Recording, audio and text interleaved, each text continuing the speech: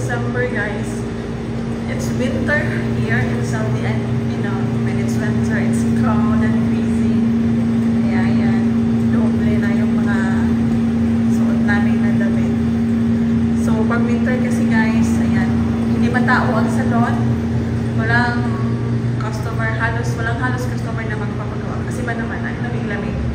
Napakalamig. Eh, napagsawa, lamig ang mga tao dito. Ayan. Yan, si Ate Lourdes guys, walang gawa dahil walang customer. Ayan. Tahimik ang salon.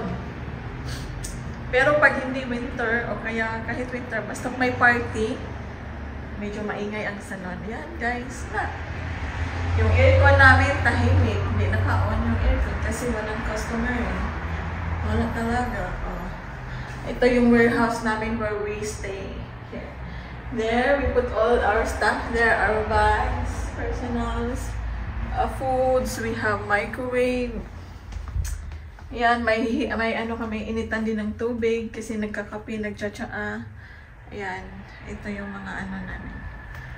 Ito yung, ano ba, staff house. Hindi naman staff house. Basta dito kami where we stay here. Most of our time, sitting and playing online games. That's it. So, labas tayo.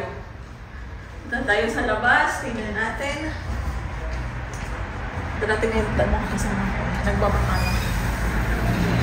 Ayan na. Bayan muna.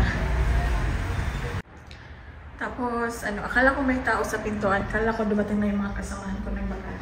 So, punta tayo dito sa room ni Ate Edna. Yan, ang room ni Ate Edna. Noche Ops. Nahilo ako. Kalas. Ito yung sofa. May nakaupo. Kasi walang customer yan. Yan. Tahimik. Tahimik. Punta tayo sa labas. Tignan natin. Hindi ako lumabas. Tumuloy paglabas eh. Kasi may mga Arab van. Makita lang yung beauty ko. Baka bigla silang himatayin. Sure. Ayan. The road is tahimik. Wala masyadong tumatawid na. Balik tayo. Kalalabas lang nila sa Bacala. Yung Bacala yung store, convenience store, andun sa tapat. Almost sa tapat. Not so much tapat. Basta, sa harap-harap medyo harap. And that's all for today's vlog. Happy winter! Bye bye bye!